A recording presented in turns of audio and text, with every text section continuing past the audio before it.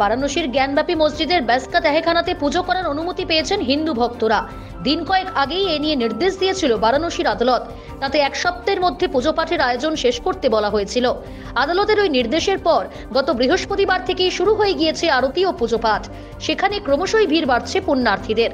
এদিকে ব্যাসকা তেহখানাতে পুজো শুরু হতেই আনন্দে আত্মহারা হয়ে পড়েছে নদিয়ার সনাতনী মানুষেরা।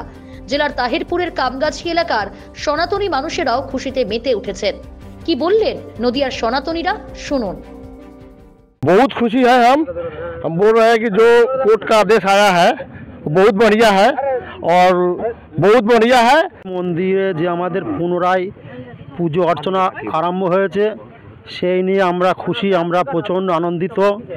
আমরা নদিয়া জেলাবাসী আমরা খুবই খুশি।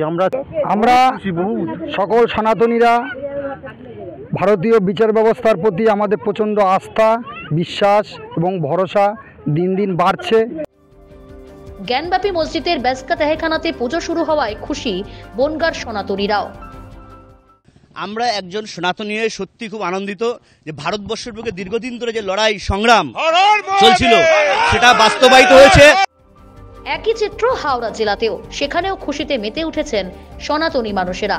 কি বললেন হাওড়ার সনাতনীরা, শুনুন। আমরা সনাতনী হিসেবে খুব খুশি।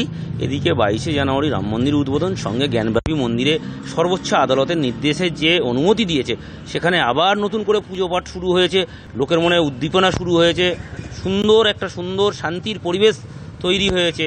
আমরা সনাতনী হিন্দু হিসেবে আমাদের কাছে যে আজকের যে একটা খুশির দিন, এই যে আমরা একটা খুশি অতিক্রম করতে না করতে আর একটা খুশি যে আমাদের মধ্যে চলে এসেছে, আমরা কোনোদিন ভাবতেই পারিনি যে এরকম হবে। 22শে জানুয়ারি দেখেছি আমরা একটা খুশির ঢেউ, সারা দেশে একটা খুশির ঢেউ বয়ে গেছে। প্রসেনজিৎ বিশ্বাস, জ্যোতির্ময় চক্রবর্তী এবং প্রসেনজিৎ অধিকারীর রিপোর্ট, ক্যালকাটা নিউজ।